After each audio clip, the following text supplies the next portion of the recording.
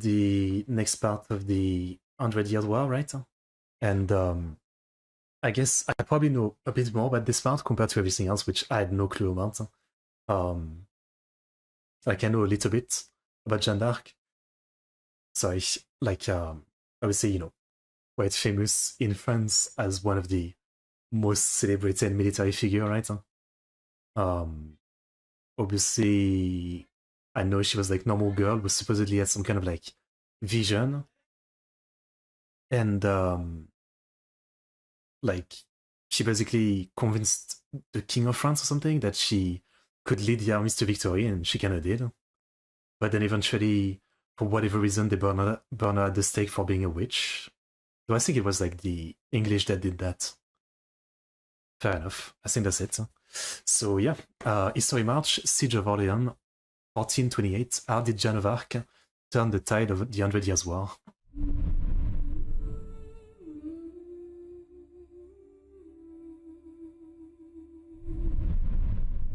"90 years had passed since the start of the 100 Years' War, and by 1427 much of northern France had been subjugated by the English and their Burgundian allies.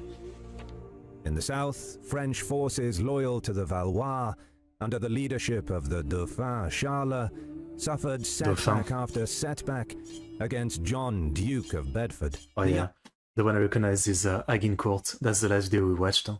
That was in 1415, so that was almost 30 years before this next battle. And I guess all the other battles after that we haven't seen. I really need to find some like in-depth 100 Years War documentary that goes about like everything. Even though, the video we've watched so far are pretty good, right? But I mean stuff to watch on my own to really have more knowledge. Young King Henry VI, regent in France. It seemed only a matter of time before the Dauphinists capitulated or came to terms. But yeah, the French fortunes, however, would turn in the most unexpected of ways. In a small village called Domremy, a young peasant girl claimed to have heard divine voices instructing her to defeat the English and see Charles crowned King of France. That's crazy. Her name was Joan of Arc. Or as we say in French, Jeanne d'Arc. And she would soon play a pivotal role in turning the tide of the 100 Years' War. It's such a crazy story that sometimes, it's one of the stories like the whole Jeanne d'Arc story. I always think like, is it really true? I mean, we say it's so long ago, but I guess there's a ton of historical record about it, but it still sounds so insane, right? Joan of Arc lifting the morale of the French troops was a watershed moment in the 100 Years' War, and you too can take command of an army in a cool game I have to recommend to you today. Warpath, a good old partner of my channel, is a modern military real-time strategy simulator downloaded on both PC and mobile for free by over 30 million players. It has become a critically acclaimed game. Why is that? Because you'll take command of thousands of soldiers in an epic struggle for territory and control a combined arms war machine of infantry and tanks in immersive battles centered around historic cities with realistic sound effects and great visuals. You can build the ultimate armory using over 300 units divided into 13 types, with hundreds of classic weapons and thousands of unique modifications, as well as the option to forge your own weapon parts. Warpath armaments are so well researched that you'll be amazed how detailed they look on unit artwork and models. But we wouldn't get this video without the sponsor, so I'm not saying anything. Rewards skill, cunning, and strategy. Warpath offers an ever-shifting battlefield, and you can employ complex tactics with responsive RTS controls to respond to any challenge with army groups, unit counters, artillery, flanking, air support, and much more. And if you lose a battle, you still keep your resources, so you can recover quickly and get back into action. But perhaps the coolest feature in Warpath are the high-intensity sniper missions, as you get creative in how you take out your targets in the most extreme conditions. The game offers a fun experience available on mobile and PC, so there's no reason not to try it. You can use my link below. It's thanks to awesome partners like Warpath that I can keep making these videos, so you can help support my work by trying Warpath using my link below.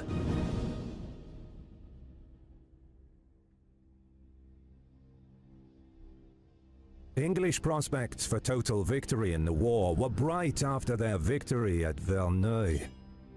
Maine and Anjou were overrun by Bedford's forces, and the French pockets holding out in Picardy and Champagne surrendered, leaving Mont Saint-Michel as the isolated Dauphinist stronghold. With resistance in the north crushed, Bedford could finally launch his long-anticipated campaign into the Loire Valley. Taking the French strongholds that guarded the crossings would open the floodgates for a massive invasion of the south to establish total English dominance over France. I guess they were definitely close to that, yeah. However, cracks in Bedford's plan began to show in the fall of 1424. That October, his impulsive younger brother Humphrey, Duke of Gloucester, serving King Henry VI as Lord Protector of England, successfully invaded the Low Countries to restore his wife's lands from John IV, Duke of Brabant. But Gloucester and his mercenaries proceeded to ravage the Brabant countryside all the way to Brussels. Did it trigger some other army to respond? This rash action by Gloucester had unforeseen consequences. The Duke of Brabant was a cousin of Philippe the Good, Duke of Burgundy, who was England's most important ally against the Dauphin. Philip was outraged. He threatened war against England, which placed Bedford's entire strategy in France into jeopardy. Well, good job. The Duke went so far as to challenge Gloucester to a duel, which the impulsive Lord Protector accepted. Duel. Disaster was only avoided thanks to Bedford's meticulous diplomatic mediation.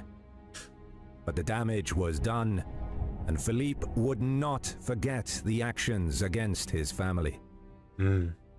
Another blow to the English cause came in the new year, 1425.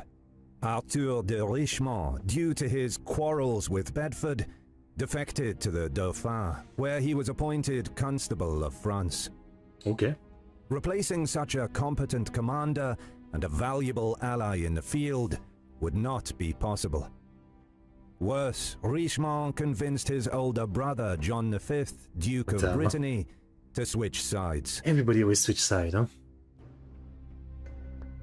Following Brittany's defection, Sir Thomas Remston led a small English force, numbering just 600 men, into the duchy in January 1426. Advancing as far as the ducal capital of Rennes, before encamping at the little town of Saint-James-de-Beuvron. Constable de Richemont responded by raising a 16,000-strong Franco-Breton army with his brother in February, then advanced to besiege Saint-James. French artillery batteries breached the town walls on March the 6th, but the ensuing assault was repulsed in what became known as the Rout of Saint-James. Well done. Subsequently, William de la Pole, 1st Earl of Suffolk, reinforced Remston and drove on Rennes. Under pressure from the English advance, Duke John was forced to sign a treaty with Bedford, in which the Duchy of Brittany again recognized Henry VI as the rightful King of France. Bedford, away in England for much of 1426 for personal matters, embarked across the Channel in the spring of 1427, bringing with him vital reinforcements for a renewed offensive. In June, he dispatched an army of 2,000 under Suffolk and Richard Bouchon, 13th Earl of Warwick, into the middle Loire Valley, where they besieged the French stronghold of Montargis. The siege dragged on for 2 months until September 5th, when a French relief army arrived, led by Richemont, Etienne de Vignol, also known as Le Hayer, and Jean de Dunois, nicknamed the Bastard of Orléans, for being the illegitimate son of the late Duke of Orléans. The King of England is a child. Le Hayer and Dunois attacked and routed the English siege camp, capturing Suffolk's brother. Most of the English heavy artillery used during the siege was left behind.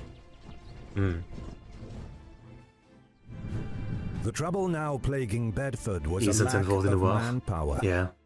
Duke Philippe of Burgundy, young King Henry VI's erstwhile ally, withdrew most of his forces from the field in late 1424 to deal with his familial issues in the Low Countries.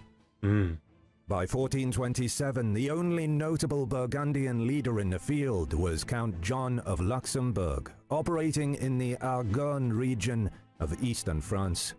Okay. Worse, throughout 1427 and into 1428, Bedford's attempts to bring more troops from England to France were hampered by Gloucester's persistence that troops be sent to the Low Countries. Oh, it's going to be deposed in the further War of Roses. diluting England's available That's what it manpower. was, yeah. Nevertheless, on July 19th, a new army finally set sail for France from Sandwich, under Thomas Montague, What a name, 4th no? Earl of Salisbury. Aboard the vessels were 2,700 troops, That's it. including 450 men-at-arms, 2,250 And I guess it's pretty good for the archers, time. 10 miners, over 70 masons, carpenters, and bowmakers, and a new artillery train. 5 days later, Salisbury landed in Calais before moving on via Amiens to meet Bedford in Paris. The two disagreed on the strategy for the coming offensive. Bedford believed that a push on Angers would achieve complete control over Anjou and link the English territories in the north with Gascony in the southwest. On the other hand, Salisbury stressed that the fortress city of Orléans was the key to the Loire Valley, its capture essential for the offensive into the southern heartland of Dauphinist France. Bedford relented, and Salisbury's plan to capture Orléans began in early August. It is where the name comes The from. first I stage see. of the English I offensive see. went well. Salisbury set Interesting. out from Paris, marshalling his army into the Loire Valley. Several key strongpoints were captured, such as Chartres, Chanville, Moing, Beaugency, and Jargeau. Salisbury then moved on to Orléans in late September. By October 12, 1428, the English had encircled the city and blocked off key access points. Salisbury's army Interesting setup though with the river though. But yeah.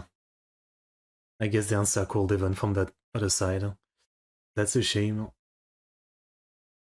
But they probably don't have to worry as much from the back since, you know, it's a small bridge. So it's probably not that hard to defend. numbered no more than 4,000 men at this point, and was later joined by 1,500 Burgundians. Some of them, like Orléans, and some of the one you mentioned, yeah. Some of the others I don't really know. I guess I don't recognize the names, but some of them for sure. We have a ton of like classic towns, right? I mean, with like old history like that, yeah. It immediately became clear that taking Orléans would be a daunting task. It was probably the best defended city in all of Dauphinist France, well stocked with artillery and ammunition to hold out against a long siege. Man, I know it's just how it happens, but man, poor people who like built, you know, the town has already like been filled inside the walls, so some of them built outside, and now there's a siege, so I guess you have to abandon your home. It is probably gonna get destroyed. I wonder how that happens, like in this time. Like you build a town, then you build a wall around it, but then with time passing, like I guess your town expands, so like people have to start building outside. So I wonder if they like eventually just try to like remake the wall or like make it bigger to, you know, encapsulate the people outside, I guess. Oh, after Aurelian, interesting. At least one great ballista and 71 guns dotted its massive 10-meter high walls, 10 including meters. large guns capable of firing stone cannonballs of up to 100 kilograms. Stone cannonballs, that's the thing. A garrison of around 2,400 men-at-arms manned the fortifications, along with a 3,000-strong militia mustered from the city populace, which numbered over 30,000. At Orléans, the Loire River was nearly 400 meters wide, and was shallow and rapid, but navigable, containing numerous sandbanks and small islands. But even then, like, they're not gonna attack through the river anyway. That seems kind of, like, too weak. Paris started as an island in the middle of the river and expanded past it. That's possible, yeah. I don't really know too much of the history of Paris, to be honest. The bridge across the river was comprised of 19 arches. A garrison manned the massive Fort Tourelle at the most southern arch, which was separated by a drawbridge. Additional troops were posted along earthworks that protected the approach to the bridge from the south. The French were well prepared. Nevertheless, the English bombardment began. I'm really surprised they chose to attack from this side, I mean. Like, again, even if they manage to take it, then there's the bridge, which, you know, is probably easy to defend or just destroy. Though I guess on this side, you know, they face a lot less cannon and less crazy wall and they have a smaller target, but I feel like the other side made more sense. I don't know. Not in the least deterred by the city's formidable defenses, Salisbury opted to batter his way over the main bridge across the Loire. After a 2-day bombardment, the guns went silent. This could have only meant one thing. The English frontal assault was coming. Oh boy. Amidst the dust and smoke, Salisbury's men rushed the earthworks and the Tourelle. The French garrison, despite being dazed from the continuous bombardment, stood firm and held the English at bay. Meanwhile, however, miners had tunneled their way under the tower's foundations and began preparations to demolish the structure. Realizing they could be buried in the rubble if the towers collapsed, the French garrison retreated in good order, demolishing the last 2 arches and cutting the bridge behind them. Not efficiently make metal. With the Tourelle taken, the English went to work fortifying the... So would they, like, sculpt the stone to be somewhat round, or would they just get some big-ass stone and if it fits into the cannon, they just put it like that? perimeter.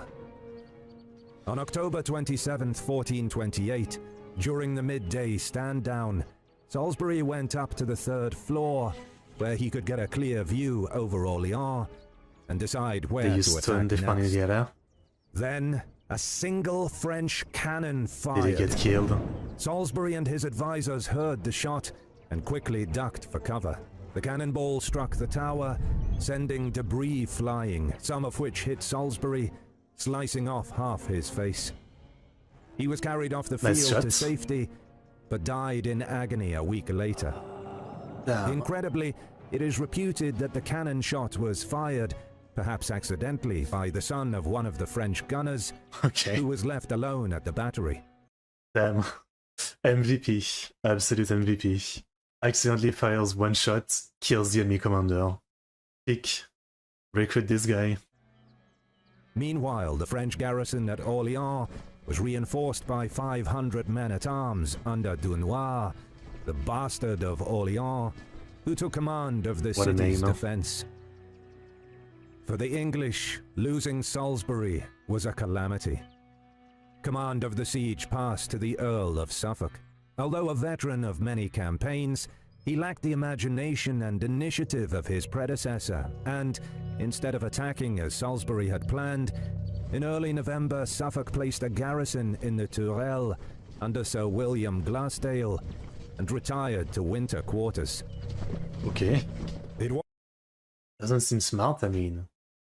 Like, you would want to take it as fast as possible before they keep getting more and more reinforcements. Wasn't until December 1st that it fell upon John Lord Talbot and Thomas Lord Scales to extend a siege line of 60 stockaded earthwork forts known as bastilles, connected by communication trenches, with strong points of Saint-Laurent and Saint-Loup on the western and eastern flanks of the city's defenses. This, however, was not enough to blockade the city. A wide gap to the northeast remained open, and some of the roads remained open, which were used to bring in more supplies. Why would they not block the roads? I don't get it.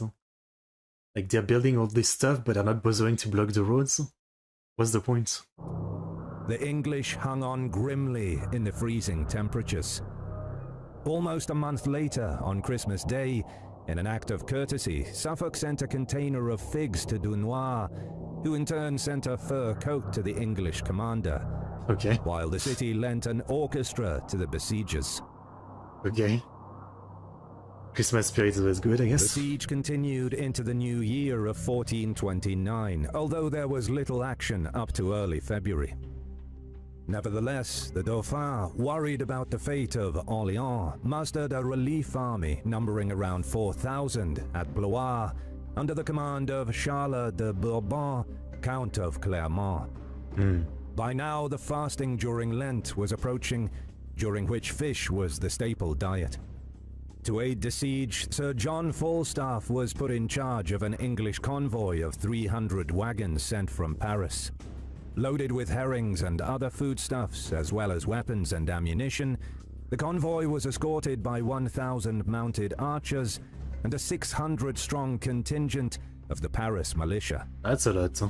News of the approaching English wagon train reached the French army camp at Blois, and Clermont decided to advance to the northeast to cut off the enemy's supplies before they reached Orléans. That would be useful, yeah.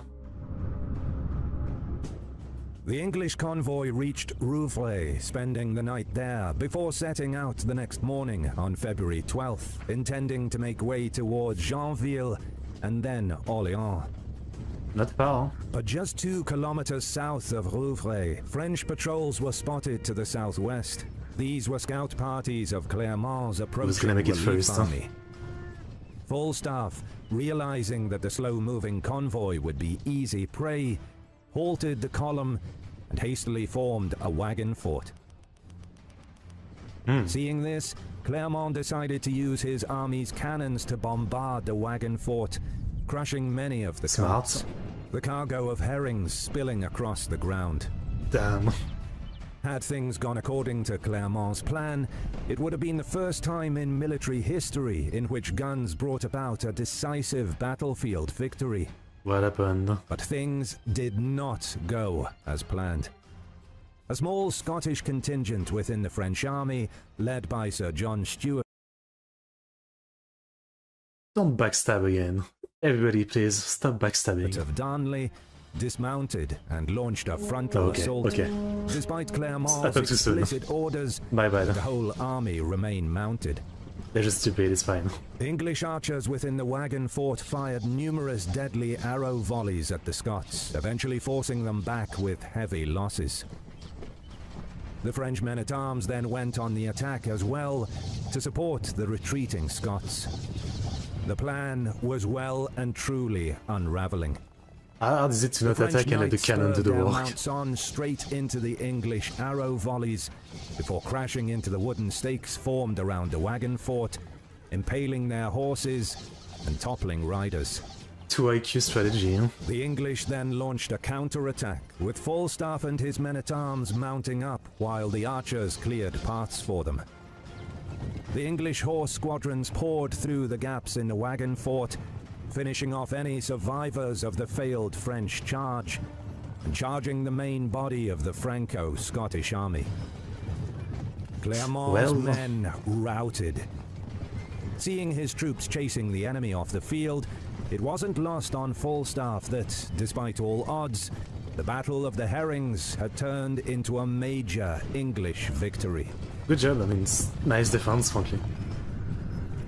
A day Really later, nice defense. Falstaff triumphantly delivered his food supplies to the English siege camps around Orléans, raising their spirits before making way for Paris the next day.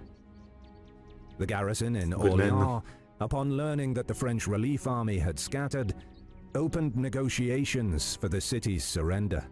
Philippe, the Duke of Burgundy, was eager to find a diplomatic solution, but Bedford refused to entertain any offers, convinced that the city would soon fall. I see. Frustrated with the inflexible English leadership, Philippe promptly withdrew the Burgundian troops from Orléans. The already small Anglo-Burgundian force was now down from 6,500 men to just 4,000. All right. But the siege went on. Oh, I was gonna say, like, when is she coming? I am God's messenger. Send me to work, and I will raise the siege of Orleans. Send Jeanne d'Arc. All right. On a bleak February 23rd, 1429, Joan of Arc, a 17-year-old peasant girl from the village of Domremy, set out to find the Dauphin at his castle in Chinon. Inspired by dreams that it was God's wish that the English be driven out of France, and that she would play a key part in their defeat, as well as the crowning of the Dauphin Charles as the rightful king. I really wonder, like, I'm sure there's been a lot of research and ideas about it. Like, I wonder again, is it as the story was told? She was some girl that really believed she has this divine revelation, and everybody kind of ended up believing it, and then she actually was great at strategy and won battles? Or was it more that it was someone's ploy to use some girl and religion, which is a powerful tool, right? Use it to try to turn the tide of the war? And in the end, she was maybe just a figurehead when others were really making things happen behind the scene. I wonder what it is. Yeah. Of France. Because again, it's still such a crazy story. I mean, some random girl saying, like, you know, I am the one who will save France and everything, and then she actually does great in battles, you know? It's crazy. The journey came at a time when vague prophecies had been circulating concerning an armored maiden who would rescue France. Oh, so that was already going on. The maiden would come from the area of Lorraine, where Joan's birthplace is located. Once in Chinon, Joan persuaded the Dauphin of her divine mission and was set to join the renewed relief effort. On April 27, 1429, a relief army of some 4,000 men-at-arms set out from Blois to relieve Orleans, commanded by John II, Duke of Alençon, and accompanied by Joan of Arc. Donning a suit of plate armor, a banner, and accompanied by a page boy and heralds, her presence steeled the resolve of the French army, who now fervorously believed that God was on their side. Great use of religion for motivation, yeah. Religious rules, no swearing, no risque women in the camps, and all were to attend mass and make confession. Alençon's mission was to march along the southern bank of the Loire and halt at Chézy, from where he was to send supplies downstream to Orléans. To distract the English, Dunois simultaneously launched a diversionary sortie on the English garrison at Fort Saint-Loup to the east of the city. This makes sense. With the English distracted, Alençon's barges reached the city. I thought it was too shallow, but I guess not. He army and headed back to Blois to help escort a second supply convoy. Meanwhile, Joan of Arc entered Orléans on April 30th, 1429, where she was met by a jubilant crowd who had already heard stories about the girl who could speak to angels. At this point, she hadn't actually done anything. She just said that, you know, I am the ultimate savior, and I was told by God that I will be the savior. And obviously, I know people were, like, much more religious and superstitious back then. But I'm sure it wasn't that uncommon for, you know, some people that ended up being labeled as crazy to start spewing stuff like that. So I'm surprised that before she actually pulled off any like feats and victories, people were already like stoked on her, I guess. I guess the propaganda worked. Wars like that one show offense at giant. What? Her presence transformed the morale of the several thousand troops and 30,000 inhabitants, all of whom were now convinced that they would prevail. I mean, morale is super important, right? I guess it's a power. During this time, Alençon, having met with the second convoy at Blois, made his way back to Orléans with more supplies, this time marching along the northern bank of the Loire River. With the English siege lines west of the city thinned out after Philippe's withdrawal of the Burgundian troops, Alençon was able to enter the city on May 3rd, 1429. Nice. Al-Azhar recommended a careful course of action. He wanted to drag out the encounter and starve out the English while launching methodical counterattacks to dismantle their siege lines to the west of the city. Joan, however, convinced that God supported the French cause, insisted that they fight. Dunois and the other knights sided with Alençon, but his subordinate, the famed La Haye, agreed with the Maid of Orléans. On the morning of May 4th, reports reached the French that Sir John Falstaff, the victor of the Battle of the Herrings, was again bringing English reinforcements and supplies from Paris. You gotta stop waiting this time direct. via Saint-Lô. Dunois, accompanied by Joan, immediately launched a sortie against the fortified convent, wanting to overrun the English position to the east.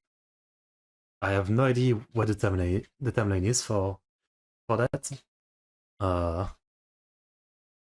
Is Q Lane an actual person? I thought it was just like a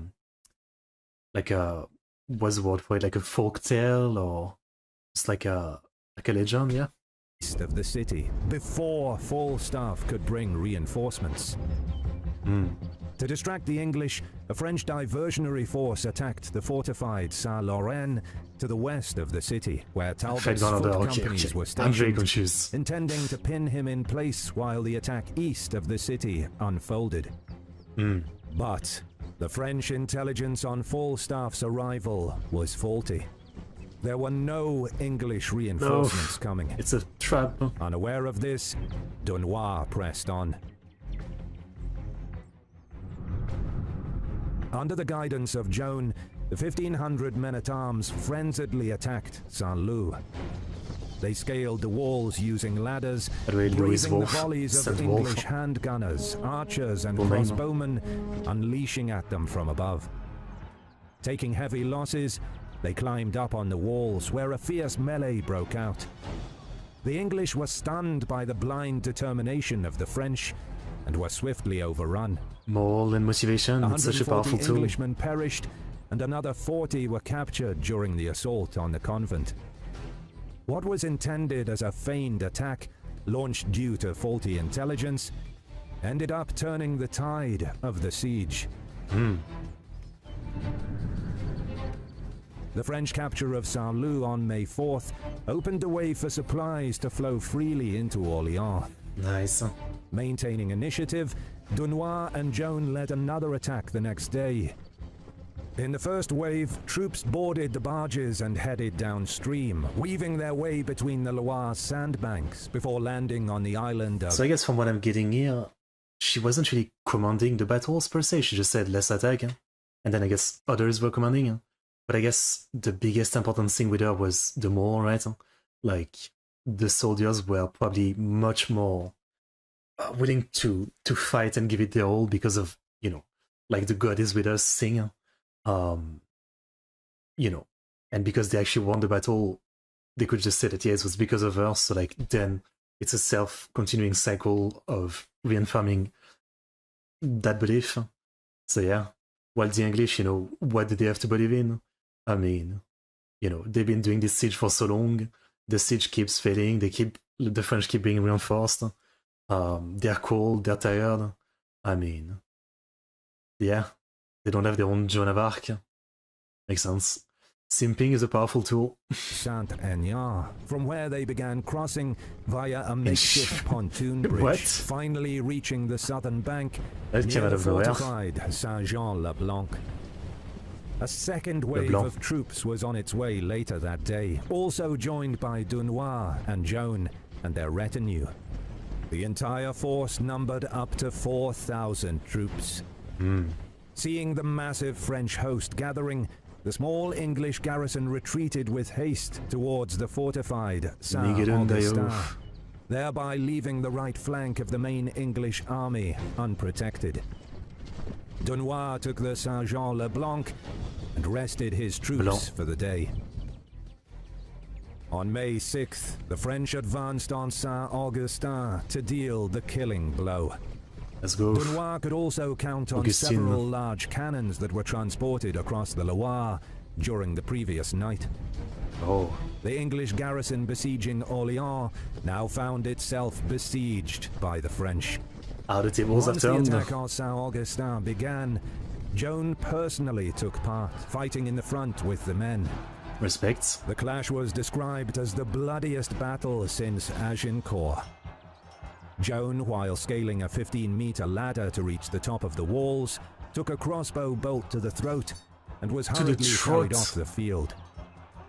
But miraculously, she would pull through and return later in the day to rejoin the fighting. Ow. Someone explain, like, was it a graze or, like, when you said, like, she took it to the throat, like, I assume it pierced, huh? Like, is there any part of the throat where, like, if you take an arrow, you're fine? That's crazy. By now, it became evident that the fort would be taken. The English evacuated the bulk of their forces south of the river and retreated to the Tourelle.